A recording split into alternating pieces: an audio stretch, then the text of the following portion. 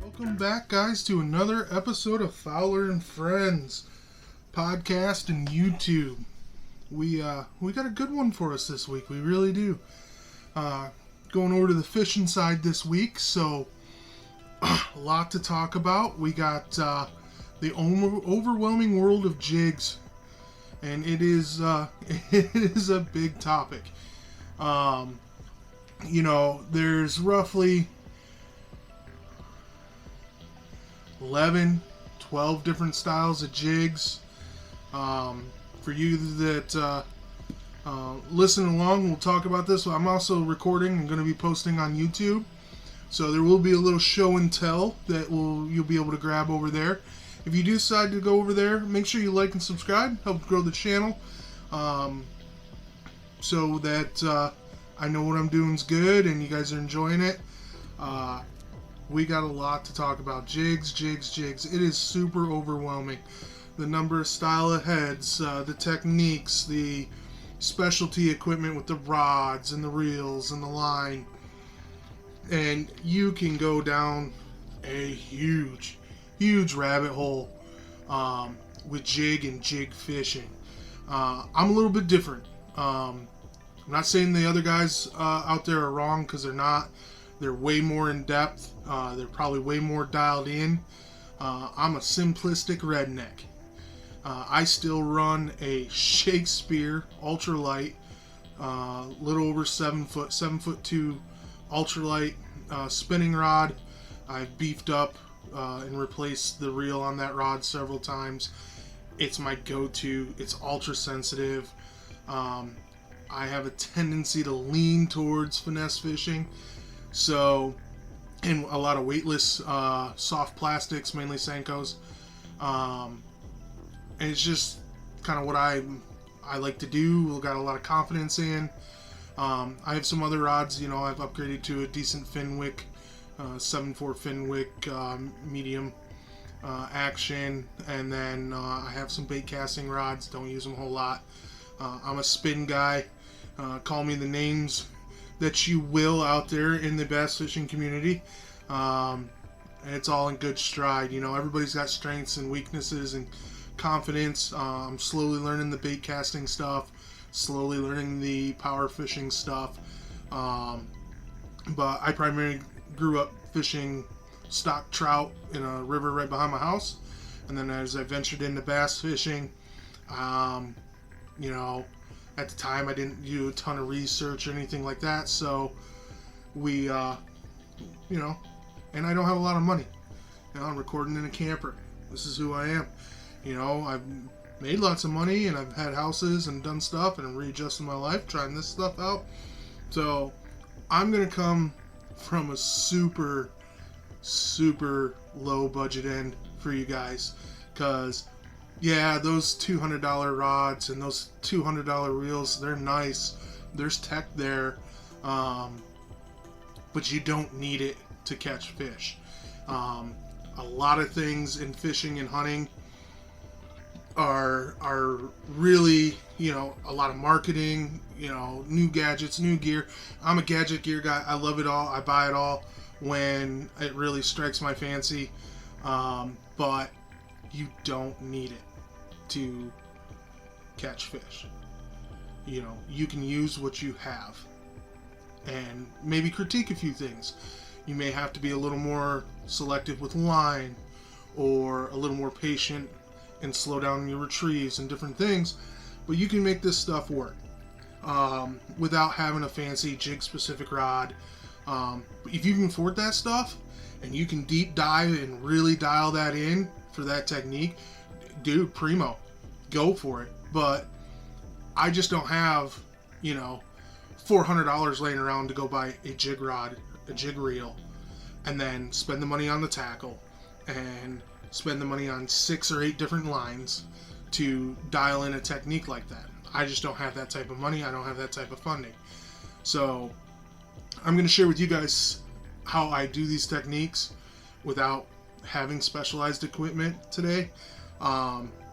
Jigs are overwhelming. Size, shape, color. Techniques fairly similar depending on what you're trying to accomplish. You have the round head jigs, you have your football jigs, you have your stand-up jigs, you have your flat-headed jigs, you have your shaky head jigs, swim jigs, finesse jigs, bladed jigs, chatter jigs, flipping jigs, pitching jigs, your Ned heads, which fall in subcategories of finesse jigs. And then you can have a finesse jig in a round head and a heavy flipping cover jig in a round head. You can have a finesse football. You can have a heavy cover football. So it's overwhelming, just the number of jigs for jig fishing, and then everybody's preferences for setup. And then technically, if you look at it from the functionality of it, you could say a pegged Carolina rig is a jig. It's a weight pegged close to the hook, right there. And then you got swing head jigs. It's overwhelming. So if you have setups and things like that, I say to start out, so you've never done jig fishing and you want to get into jig fishing, find the heads and techniques that are tailored to the equipment you already have. Start there. Once you get good at that, if you like that and you want to continue on and you want to deep dive and you want to make that investment into specialized rods and reels for your jig fishing, and you save up your money or you have the money, go ahead and do that. That's perfectly fine. I do all this jig fishing with just what I have. I don't have I have a fairly amount of rods, but they're all cheap finds, good deals, things I've bought, Bass Pro, Gander Mountain, things of those natures, it's specialty combos. A lot of my stuff that I still run from my early days is just stuff I pieced together from Walmart. Walmart has some decent rods that go on sale after the season, which is ironically the middle of the season. And if you're down here in the South Texas like I am, the season never really ends, so I don't know why it's considered a seasonal beast. But you go to Walmart right now, they're blowing out stuff because it's been sitting on their shelves. They don't want to ship it back or do whatever they do with it, and they got it marked down. You can find some really good stuff right now. Academy Sports down here in the South, same type of deal. They carry more, like Jacob Wheeler, and they have some sponsorships and stuff, so they carry more stuff more often. You may not find as good of deals on that higher end stuff there, but you can make low budget setups that will work for this. With a jig, whether it's lightweight or heavy, so quarter ounce to ounce over, the heavier you go, the more bend and more give on the end of that rod you're going to want, because when that fish comes out and it's shaking the head, you want that rod tip to come and go with it, so that way you're not giving the fish all the leverage to spit that hook with that heavy weight. As long as you know some of that, or you can adjust the way you fight a fish. So instead of ripping them up to the surface like they do on a lot of these TV shows and even YouTube channels, play them longer. Let them take drag. Tire them out so they don't come to the, most of them don't come to the top and shake that if you don't have the right rod for it. There's other ways, you can critique things, your technique, and still accomplish jig fishing without going out and spending all the money for all the special stuff. Anybody that hops over to the YouTube channel, there will be some show and tell throughout the day, so you can go see some of these. I got some jigs here that I like, and we'll be going over those a little bit later on in the podcast here. But jig fishing gets overwhelmed. You have all the different types of jigs. Then you have trailers. You have skirted jigs, non-skirted jigs. You have jigs with weed guards, jigs without weed guards. Then you have hook size. You know, whether it's a big old gaff or a smaller finesse hook, and you really got to know, you know, where you're fishing. Like down here in Texas, if I'm going to OH Ivy, if I'm going to Fork, if I'm going to go to any one of these legacy bass lakes that I have the potential of catching a true, you know, they call them share lunkers down here, double-digit bass, I'm going to want a beefy hook. Doesn't mean I can't do it on a smaller hook, but I have to change my mindset. I'm going to have to play them. I can't put that pressure on them. You know, if I'm in an open rocky area, I can probably get away with that. But if I'm in trees, cover, things like that, and I know I don't have the room, I don't have the physical room in the water column to play them without them getting around a branch, getting hung up on something, and you really need to jack them out of there, you're going to want to probably have a little bit different setup than what I mainly run on a day-to-day for most of my jig fishing, just because those are the situations and scenarios that you need that for. Does that mean I'm running out and buying a $200 fucking rod and a $200 reel? No. I have some combos that I've picked up at Bass Pro and Walmart. I got a nice Abu Garcia. It's not a huge fast retrieve on the jig, but you know, it's a medium heavy rod. I have a lot more backbone, and I can get that fish out of there. I run braid to leader on everything, and I run 20-pound spider wire, small diameter, on everything, and then I change my leader and my leader lengths depending on the style of fishing that I'm doing. I'm not spending a ton of money on line, ever. And then, you know, every season I'll swap that, so I'll take all the line off a reel, and I'll cut my leaders off. I'll tie that front end of braid that I've been using quite a bit. I'll tie that on, get that at the bottom of the reel, and then I have all that fresh braid that was sitting underneath on the top side, and I get 2 seasons out of it.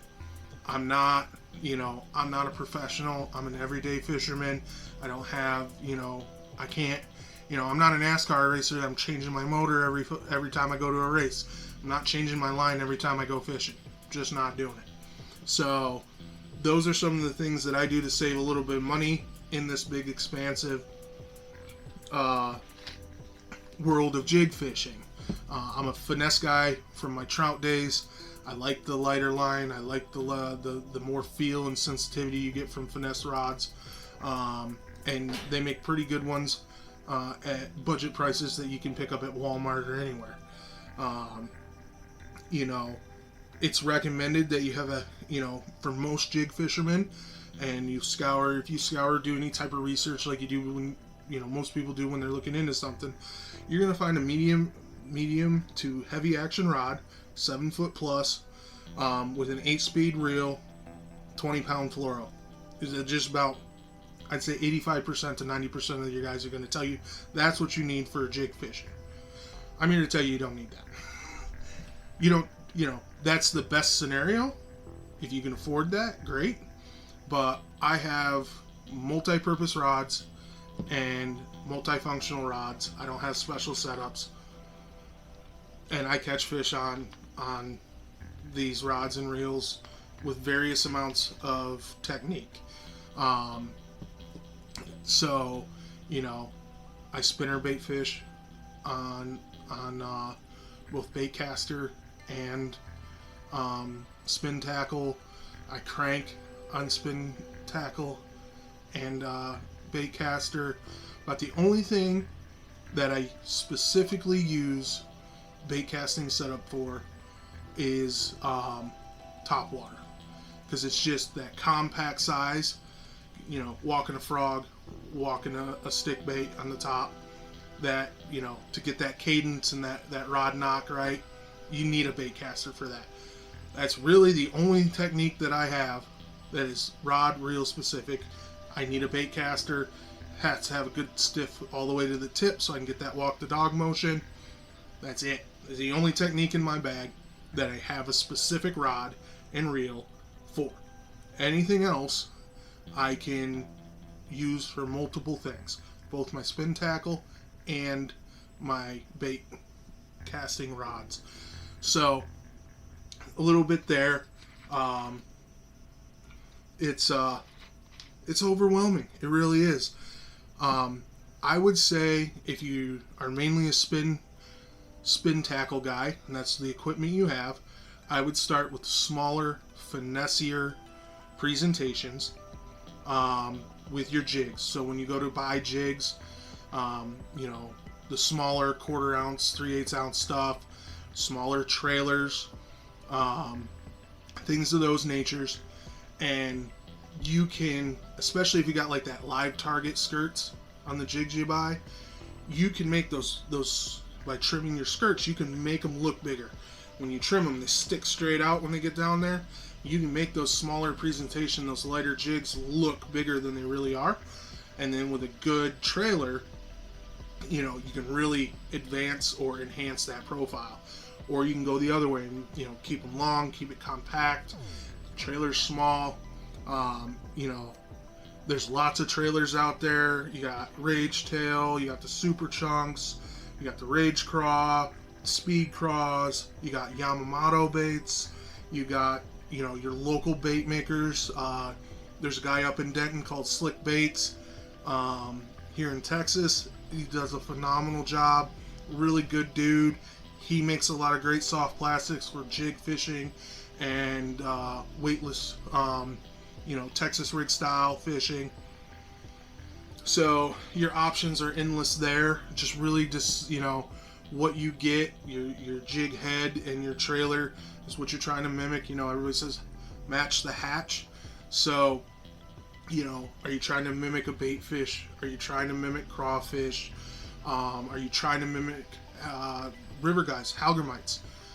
They're aquatic bug. It's pretty big. It's got a lot of appendages. There's aquatic amphibians, salamanders, things like that you can try to mimic. So really it just depends on, knowing what your natural forages are and presenting your bait in those similar fashions to what's available in your body of water. So when you go out, if you have a lot of bait casters and you already have a heavy action rod, 7 foot plus, and you got the 8-speed reels, you can go some of those bigger football jigs, 3/4 of an ounce, very popular, and you can go with those big meteor soft plastics, maybe trim down a little bit behind them, in the colors that you need to replicate for your body of water. I go to the finesse side. I do a lot of Ned heads, little crawl baits from Innovations, and I do 8-inch soft plastic worms cut down and then cross utilize. I save a lot of my soft plastics as they get tore up through the season when I'm running a 5, 6-inch, 8-inch worm, weightless and weedless, Texas rigged, and then, especially the Gary Yamamoto baits, they get tore up pretty quick. After 2-3 fish, you got to change them out. I'll save them. I got a little other package I put them in, and then I'll cut them down. I'll use them for Ned trailers, or I'll use them for jig trailers. And I try to get multiple uses and multiple purposes out of everything I spend money on. It saves me money, and I always have tackle with me. So those are some things for jig fishing. Skirts. Do you want a skirt on your jig? Do you not want a skirt on your jig? Do you do custom, prefab, regular silicone, live skirt? And then you got Berkley with the Scent Infusion skirts. There's all sorts of options there. I see just play around with them. Different presentations require different things. Do you necessarily need a skirt on a swim jig with a big paddle tail behind it, or a medium paddle tail behind it, or even a small paddle tail behind it? Not necessarily, but are you trying to, so say Like down here, there's a lot of shad, and most of your swim baits, some will have that shad profile, but say yours don't. They're a little more slender. Adding a skirt at that time can, and cut short and right enough, will add that flare, especially on your pause cadences when it has a chance to open up, that it'll give it that profile. It'll open up and make it look bigger than it really is.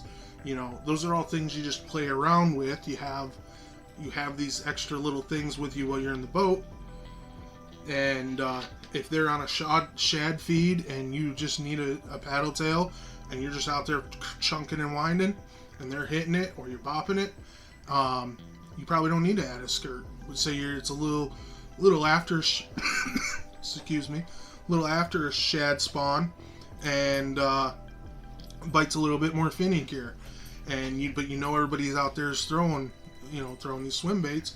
Maybe add a skirt, maybe look a little different, set yourself aside or stand out aside from everybody else that's constantly throwing at these rocky points that all these bass and shad are on. So you have that to work with there. Many options there. You have work with your rods. You're gonna find most guys got minimum 3-4 rods right on hand. Not all of them are going to be the same. If you're finding yourself losing fish on the setup you have, you can try one of your other rods. Maybe it's got a better action for you, and they're not being able to spit that hook as easily or throw that hook as easily. Or play them a little bit longer before you get them to the boat. That way they're just not jumping as active. Get that energy out of them, work them down a little bit, and keep them pinned that way. Those are things that I would recommend and try to do with what you have. Just because 90% of these guys out here saying you need this, this, and this, doesn't mean you need that, that, and that. Buy some stuff, but take away what they're saying and why they're saying it, because it's relevant, it's important. There is a reason why these guys say this. But if you can understand the reason why these guys are saying this, and you pick up on those key factors, like, well, we picked this rod for this action so they don't have as much leverage when they're jumping and throwing the hook. We have this reel because it picks up line faster when they hit it and run towards us. Well, keep in mind in those scenarios with the equipment you're using and where your weak points are with the equipment you're using, and figure out creative ways to overcome those weak points. That's what I've always done. I don't go out and buy the latest and greatest. I have no high-end rods. My most expensive combo would be a little bit over $100. That's it. And I can still catch fish consistently. The other thing you need to decide when you're jig fishing is, are you big fish hunting? Because if that's what you want to do, you tie on that meaty half-ounce, 3/4-ounce jig in your big trailer and profile. Plan on making a lot of casts for a few fish, because that's a big fish hunting bait. It's no different than the big swim baits and the big glide baits and things of that nature. You're not going to get a lot of bites, but when you do, they're quality bites, and you just smack them. So the types of jigs you buy, will play into what type of fishing you're doing. If you want to go out and get numbers, go to the finesse side. You can beat the bank in key areas, and you're going to catch, from little 8-inch bass all the way up. The little jigs will catch big fish. Don't get me wrong. When you start throwing the bigger jigs, the number of bass that are actually going to pick that up and have that suction power to actually get that bait in, 1 ounce. I know it doesn't seem like a lot, but 1 ounce to, you ever weigh a crawfish? I bet you it doesn't weigh an ounce. So you need the bigger fish are going to have more success rate on that bait, and they're going to be typically the ones that hit that bait a little bit better. So when you go out to buy your first set of jigs, or you bought some jigs, and say you bought a big jig setup because you follow these guys and You went out and you threw that jig for days, and then didn't get a bite, and then kind of, you threw it in here and there, and then it kind of took the back seat because you couldn't build any confidence in it. Downsize,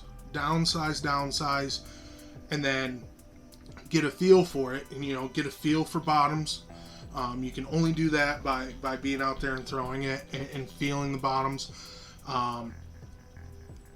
You want to feel the bottom, so if you do have to get a rod, make sure you get one that has the sensitivity to feel the bottom. And then when you get to the bigger baits, you need high-end rods to get the beefy heavy action, but still get the sensitivity to feel, especially if you're fishing out deep, 25, 35, 45 feet of water. Fishing deep is relative to the lake, right? There's some lakes fishing deep could be 16 feet because the deepest part of the lake's only 20 by the dam, and now you're on a drought and the deepest part of the lake's 16 feet, right? So, or you can go up to the St. Lawrence and or Cayuga, or in the Finger Lakes, or Ontario, right? Champlain, those big lakes in the Northeast, and fishing deep 60 to 80 feet of water. I'm out, we were out 125 feet pulling copper for trout, and I've caught smallmouth on Seneca Lake on our way out to that thermocline in 40 feet of water, right? So it's all relative to the lake and what type of lake you have and structure and things like that. So don't let the jig stuff overwhelm you. It's basically what I'm trying to get at in this podcast. You don't need to go out and spend a ton of money on brand new gear to jig fish. You can get it done with what you have.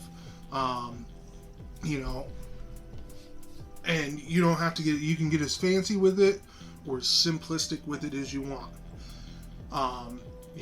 Tying on a hair jig and going out, and depending on the style or the lake setup, up in the Northeast, you kind of know where the fish are suspended on what structure, and you have waypoints or point markers that you throw in the water, and you're casting past it and letting it come down. Or in those deeper waters, you can sit directly over it and using spot lock, and you can just be like you're ice fishing in June.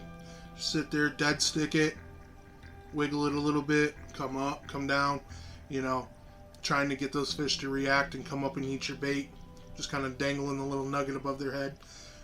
That's about as simple as you get up in the Northeast.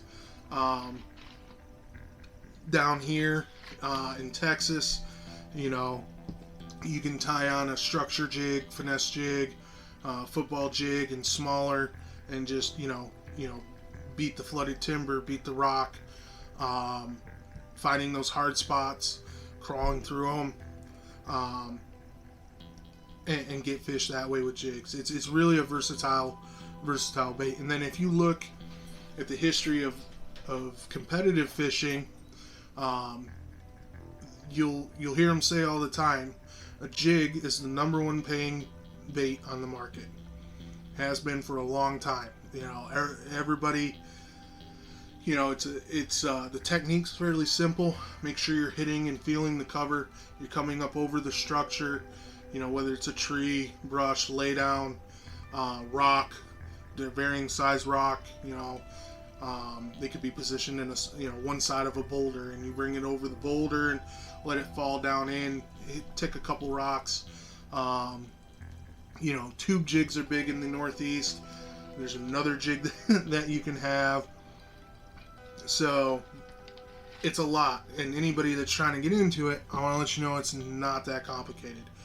So figure out what you have for gear, and then buy the jigs and the trailers to your liking that match the forage that you know is in your bodies of water and the waters you're fishing, and pair the jigs to the best of your ability with the equipment you already have, and just go out and throw it. And if you're making contact with that structure, you're gonna get bit if the fish are there and if they're hungry. If you hit them in the nose, they'll eat it. There's tons of YouTube shorts out there that'll show you fish hitting jigs. So that, for as complicated it is and for as much as it is, you can really simplify jig fishing. Then you can go out and build on your techniques and build on your skill set for it. And as you become more proficient in it and you build on those, then you can get sneaky and technical. And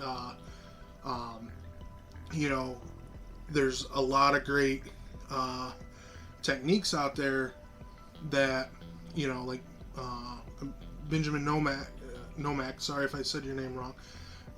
He just did a YouTube post, and it was a jig with a prop spinner up front, and then he runs a paddle tail behind it, and he got so dialed in on that to the certain line and the certain rod that as that bait pendulumed in and finally found its equilibrium, that prop bait and that paddle slowed it down, so when he was working it, it would stall and actually stay. It wouldn't continue on its pendulum unless he made it work, or it would slow it way down. And that was a technique he dialed in up there in the north. So you can get really fancy with it down the road. But to start out, keep it simple. What we got, one of my favorite setups here. I apologize for the noise, just so we can get some stuff out of the bag here. There we go. One of the techniques that I personally love, and I got a little kayak tournament, one of the first ones I was on down here.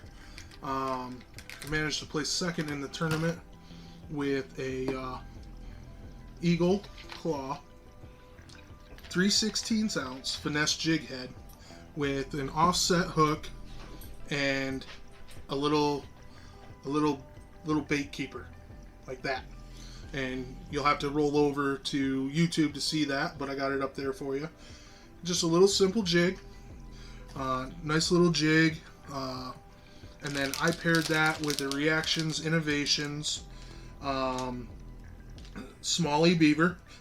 We all love the Smalley Beaver in what's this color? Fried Watermelon. And what's unique about this is you can leave the big appendages glued together and have less action, right? Less presence in the water, less action. Or you can split these like this and get a little bit more. And then it has these fire red, really sparkly tips to these longer appendages. And I would split it like this, and this was March time frame, February, March time, either late February, March time frame. We were down there on Alvarado, however you want to pronounce it. I still get picked on here in Texas for my enunciations.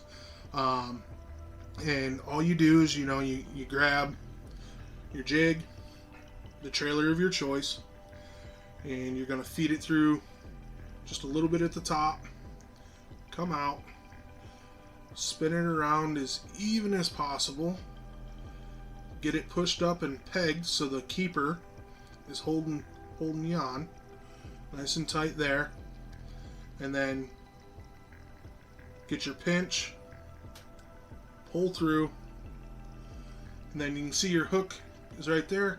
I just do a little text pose, and that's it. And I would throw this out, let it go to the bottom, and then just tick it along, and then these are back here, flapping around like this. Simple. I got a chartreuse head, make it stand out. We have a little bit dirtier water here, running that 20-pound spire wire to 12-pound fluoro on that, and it would just sit down there, and I would tick it along, bouncing those around. Very good technique, especially cold water and warming cold water as the bass are moving back to the shallows here, and thinking about spawning again. Had really good success on that setup. It's one of my favorites. Got a hair jig here, simple white hair jig. You can run it with this and keep the smaller profile. You can cut, you know, a soft plastic worm, give it a little bit longer tail, maybe a little chartreuse back here, a little bit different color. Maybe you got a black and blue with this white, really give it a good alewife or shad look to it. Give it a little more action. You know, you can dead stick this, you can swim it along, you can hop it and bounce it on the bottom. You know, you don't necessarily have to have this one in contact with the bottom all the time. You know, we got a Rage Cross, a little bit beefier. I'll probably pair that with a football jig. Here's one of my 3/4 ounce football jigs right here. You know, you wanna, this one I haven't used yet. I gotta clean it up. You know, I'd probably leave this skirt alone. It's gonna flare up a little bit. Need to trim back this weed guard a little bit, so that way when the fish is biting it, we're getting good hook sets. You know, here's a swim jig head with the weed guard on it and no skirt. So this is a big hook, big gaff hook, heavy wire hook. What I'll do with this a lot of times is I'll put my bigger swim baits on it, and I like to swim this down the transition, or swim it through grass or cover. Try to bounce it off something. You know, I don't have any here and on me, but you have underspin jig heads that have little blades and spinners. You swim those. You can also bounce those, depending on the time and year that you're fishing and the presentation you're going for. So we had a couple tournaments. So Bridgeport, we caught that one nice right during spawn, shad spawn. In the morning of I'll never forget this tournament, the morning of our kayak tournament, we had cloud cover and a misty light rain. That shad spawn went on forever that morning. It was unreal. And I had an underspin on a Kitech, and that thing, I just would throw it up on the bank, and they wanted a really weird cadence that day, but I caught a nice 19-incher. Just pop, pop, pop, fall, reel, pop, pop, pop, and tried a couple different cadences. What ended up working for me the best was throw it out, coming down this little rock point, and just constantly reeling and popping, reeling and popping, reeling and popping. I just had that on set up on a I think it was either Timmy Horton or Bill Dance combo, spinning combo from Cabela's and Bass Pro. So that worked really well for me there. You're gonna mix up, you know, colors.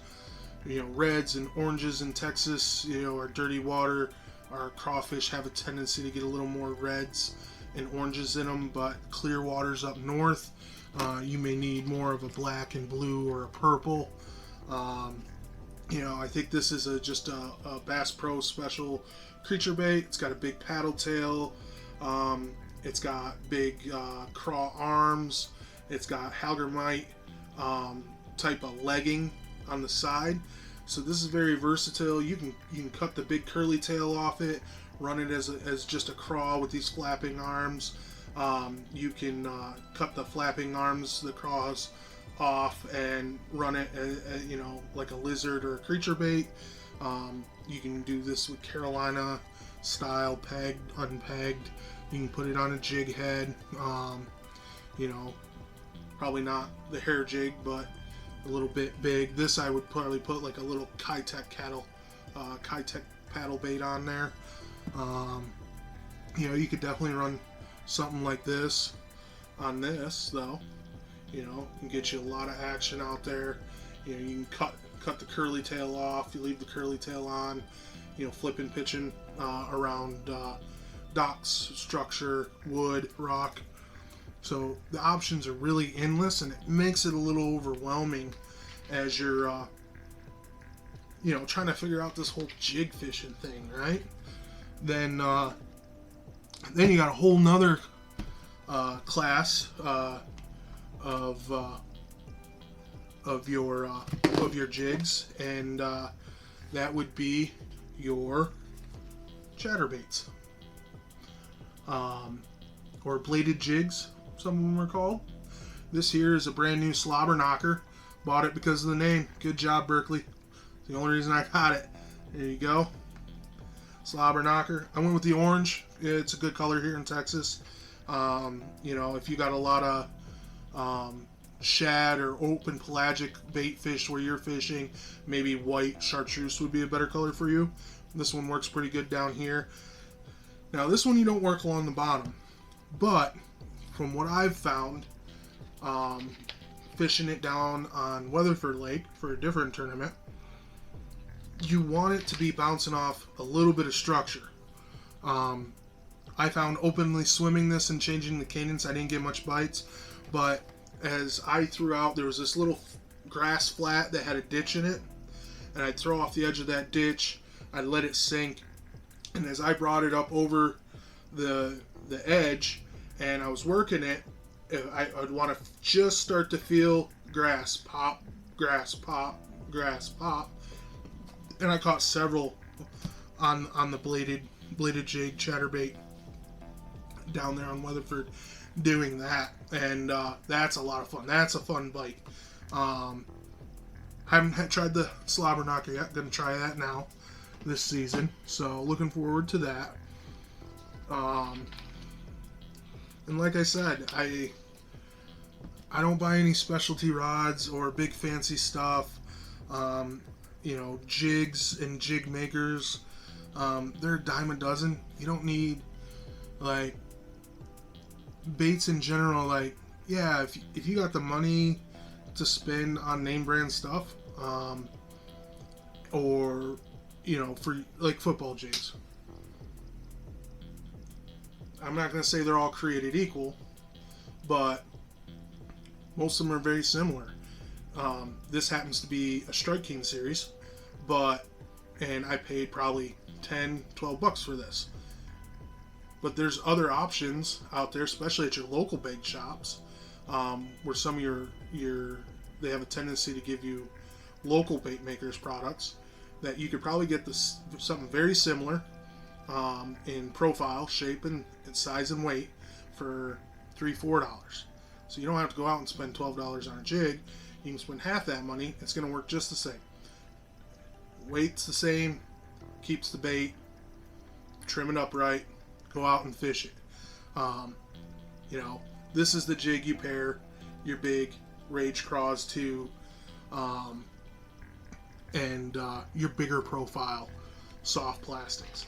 We got one more jig. Doesn't get the talk, especially down here in the south, but up north, especially you smallmouth guys, you know what this is. This here is a tube jig, and all this is a soft plastic tube with some appendages. Comes in all sorts of different colors, and what it is there's a piece of lead, and lead's from there to there, and it's got a weird 90-degree line tie on right here, and that slides in. You'll wet your bait, that slides in, and then you push this through, and it just sits like that open, and you work this the same as any other jig out there. You bounce it along, you get to the bottom, and then you just pop, pop, pop, and it's going poop, poop, pop, pop. And you know, warmer waters, you work it a little more aggressive. Colder waters, you slow it down. You're just barely crawling over something, boop, let it sit.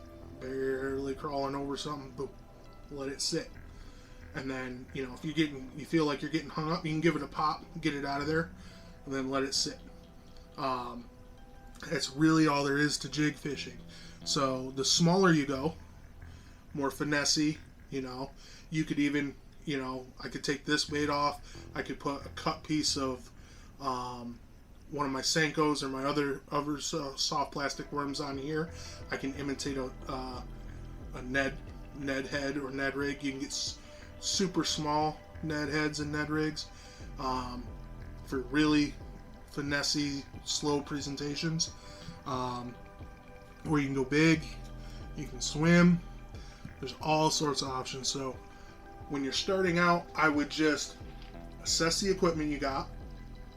You know, do a little bit of research, whether it's watching this YouTube video, listening to this podcast. You pick up a little bit of little nugget here or there, a tidbit here or there, and figure out, you know, all right, I don't have heavy action rods, so I'll probably want to steer away from the 1/2, 3/4 ounce stuff for heavier and go lighter, you know, down to 1/4, 3/16, things of that nature. And this will allow you, there's not as much weight swinging on the outside, so this will allow you to keep that fish pegged a lot better by going lighter. That's not to say you can't go out and throw a tube jig. Most of them are in that 1/2 ounce range or smaller too. But you can go out and throw this big heavy half on a lighter action rod, either spinning or bait casting. But you just got to play the fish a little different, you know. Especially this time of year, it's a little easier.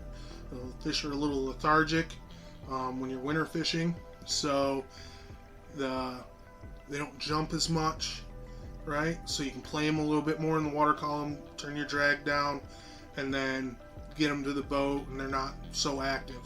You know, we get into, you know, spawn, post-spawn, maybe not going to throw the bigger one. Maybe try to figure out how to beef up the profile of a smaller set, but I know I'll be able to keep them pegged better with the equipment I have. And then you can always throw a moving chatterbait, you know, year round down here. I'm not going to say it's going to work every time, but you know, there's a slight warming trend or something, you may be able to get a few bites off that. But you don't have to work. I've caught catfish in, let's see, I was on Lake Worth. It would have been, it was still cold, but I caught a warm day. So that was before Alvarado. So late January, beginning of February. And I had a black and blue one they were hitting. And I treated it like a lipless crank rattle trap. I'd throw it out there and I'd rip it up, let it fall down, rip it up, let it fall down, rip it up, let it fall down. You get this erratic da-da-da-da-da up, and then this wobble down, not as loud, da-da-da-da-da, and then down. You can feel, you can hear it. So multiple ways to fish this. And I found that they're a good multi-species. I got more catfish on a bladed bait than I have bass yet, but really found that technique of taking it over the grass, letting it hang up, ripping it out, letting it hang up, ripping it out with that chatterbait worked really well for pulling those bass out of the grass and whatnot. This is just small, you know. I have like 1 or 2 pieces of everything, and as I lose or whatnot, I've lost a couple chatterbaits down here to you know, getting them hung up or stuck on wood, mainly trees, and but that's it, man. You know, pick something that fits what you got for equipment already and just go out and learn it. Really, it's that simple. Then once you get a feel for it, then you can deep dive. And then if you want to get specialized equipment and you know, upgrade and fine-tune that technique, so you're really hammering them, or if you're big fish lunker hunting, then you dial in that technique. And I definitely wouldn't go to one of our big bass lakes here in Texas undermanned or underpowered in your rod and reel combo post spawn or even pre-spawn for that matter, and not have the right rod and reel for that. But especially those big ones, they can take off in a hurry. It's hard to catch up to them. And cold water or warm water, they seem to be a little more lively, and they'll really try to shake that hook, and they'll come up to the surface. So I would be a little more dialed in if that was what I was going out and doing. But for 90% of my fun fishing, right around here, right around home, anywhere's in the United States, I just take the rods and reels I have. And I don't even go get specialized equipment for this when I go down and fish the big fish lakes. I just take the heavier action bait casting rods, and that's what my jigs are tied on to. I won't have a frog tied on unless they're hitting top water and stuff like that, and I fish mainly from a kayak. I don't have a lot of room, don't have a lot of storage, so I really have to be simplistic. And I don't have the space. I can carry 6 rods, but the space management of that, it just becomes redonkulous at times. And then because of the way my setup is with the crate, and I got my rods straight up, we get wind, it's blowing me around. So I'm really going simplistic, carrying 3 rods. I can tell you right now, 2 of those are going to be spinning rods, and then I'll carry a bait caster, especially if I have the notion that the frog's going to be good and it's frog time. Then I'm going to have that bait caster on there. I'm going to have that frog tied on. And that's all I'm going to have tied on that. But I'll run my, I'll still have a jig. I'll have it tied on to one of my spinning outfits, and then I will have a Texas rig soft plastic of some sort. And that's how I go catch fish here. It's color's huge. I'm going to tell you, reds, oranges in Texas have been key for me. So you'll see reds, oranges. Smaller spinner baits. I'll throw those. And it's a spinnerbait's a jig. It's a swim jig with an extra rod and some flashy stuff on it, right?